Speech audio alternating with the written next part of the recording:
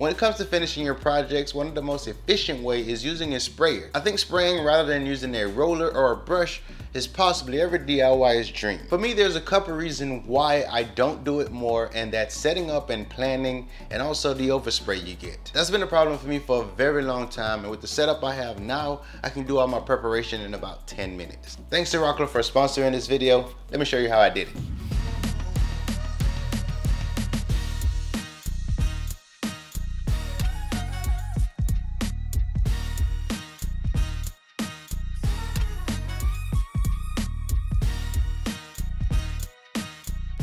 My layout is just an idea. I have to find all the trusses in a ceiling so I know what's possible. So first I'll use a stud finder and find all the locations that I know I have a 2x4 running through. Then I'll mark that on the ceiling. I have the luxury of jumping in the attic and seeing which direction the trusses are running.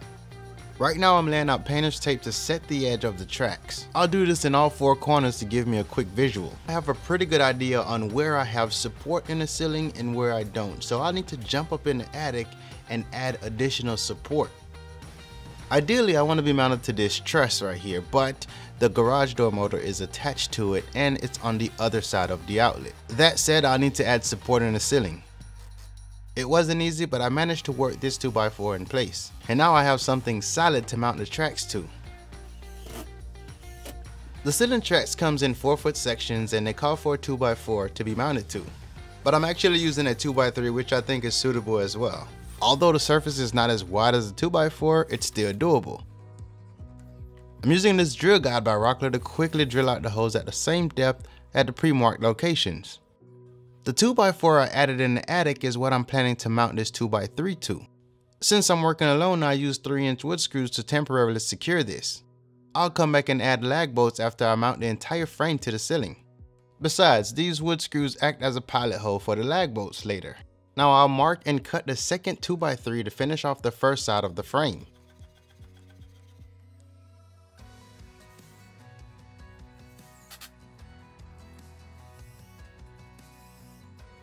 Now I could have went wider with the frame, but I wanted to move the least amount of things possible within the workshop.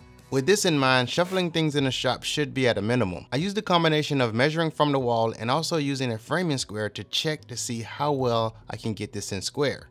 I'll repeat the same thing on the opposite side as I work my way to the garage door.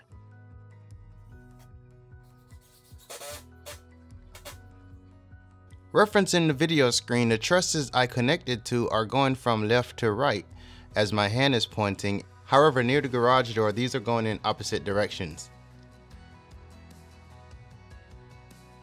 I'll use a stud finder to locate the trusses in the ceiling, then place a mark at that location. Now I can install the final part to this side of the frame. As this one is complete, I'll take care of the next one. Now that all the tracks are up, I'll replace the screws for lag bolts. These are the 90-degree curves for the Rockler ceiling tracks. Before I install these, I need to make some quick modifications. The lag bolt to the left is the one that comes with the kit, and to the right is the ones that I'm going to be swapping out for. The ones I'm swapping out for are a bit thicker and does not fit the pass-through holes. But this is a very simple modification. I'll just make the holes bigger.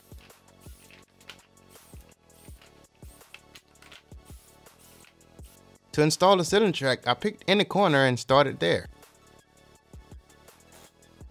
Unlike the curved parts, there are no holes in the ceiling tracks, so you'll have to drill the holes as needed.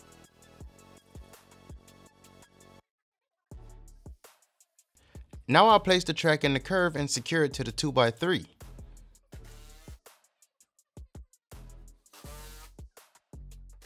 The tracks are made of durable PVC, so you can easily cut through these using a miter saw, circular saw, or even a hand saw. Since I started one direction at the curve, I went from there all the way to the end, and now I'm going to go to the other side of the curve and work my way all the way around.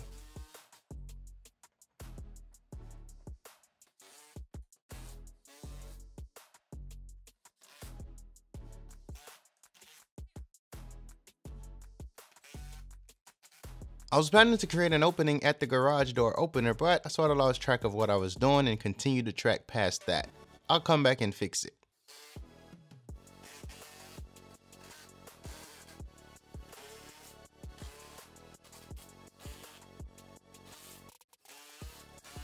As I mentioned earlier, I came back to this location and created an opening.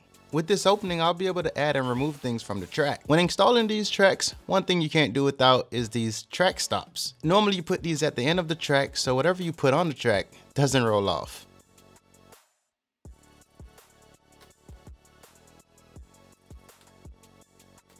Let's take a look at how I plan to use this track system in the shop. This here is a universal ceiling mount, and you can get pretty creative with this. This one has a 5-pound weight capacity on it, but I'll test the limit as you see here with this monitor. The ceiling is almost 10 foot in here, so I had to use the extension to bring the monitor down within my reach. With this accessory kit, there's a lot of flexibility in the shop. I find it quite useful to have the vacuum hose hanging from the ceiling as you're using it. And that's not all. You can hang lights, power cords, air compressor hose, and anything that falls within the weight limits. This is the utility strap, which is also a good option for holding the vacuum hose.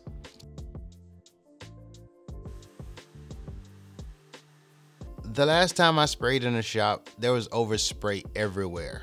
I enjoyed spraying, and the time you save is unmatched. In order to continue spraying in here and not get paint on all my tools, I had to create a divider. In order to make the paint booth possible, these gliders are the key.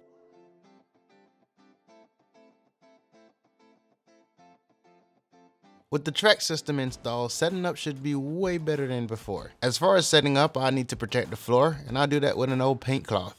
Now it's as simple as stretching out the tarp and hooking it to the glides.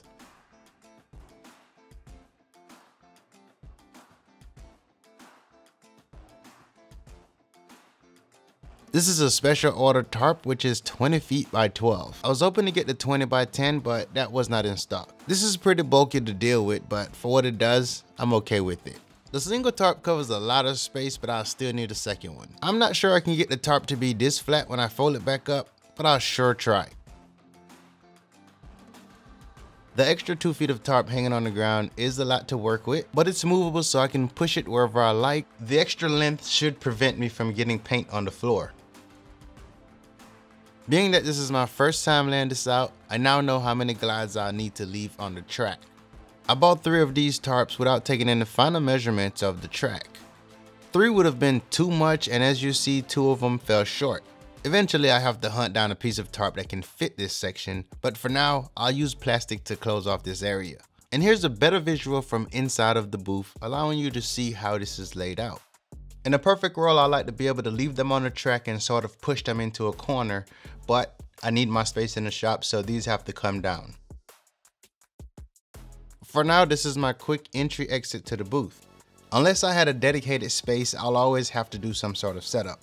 It'll only take a few minutes to hang the tarps and I'm ready to go. I'm very excited about the potential of this booth. And one thing I have to add at some point is some sort of filter system that can pull out the overspray floating around in the air. One thing I didn't show was this additional piece I added in the middle of the ceiling. If I wanted to, I can turn this area into a smaller booth.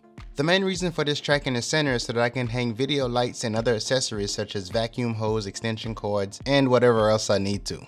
The ceiling tracks and accessory pieces were all supplied by Rockler. I'll link those down in the video description. Now I asked for those products and they also sent me some goodies, so let's take a look at what they sent me. Now once I let them know what I needed for my paint booth, they sent me these additional pieces that should help me out in the shop. Let's take a look at the first item that I'm familiar with. This is the HVLP paint sprayer, and I've been using one of these for the past 3 years. While I do have other options to spray, this one is my go-to because it's so easy to use and simple to clean. To get the best results, I've kept the gun clean and I make sure I thin the paint based on the instruction on the paint can. Now based on my experience, I would recommend having a second container. It's always best when you're doing bigger projects to have all your paint thinned at the same time. So you're simply just swapping container when the first one is empty. The next thing on the list is these finishing cones. Really good for elevating your work off the work surface. These are some other gadgets that were sent to me, and what they are is just pretty much paint mixers. You just snap these on your paint can and you just go ahead and mix them, and they have 2 different sizes, one for a gallon and then one for a quart. If you're spraying cabinets and doors, definitely want to grab some Sure hooks. These work really well. You put these into your door panels, hang these, and now you can just spray away. You can get these in 2 different forms, one for your cabinet, and then there's a universal one here that you can pretty much attach to anything.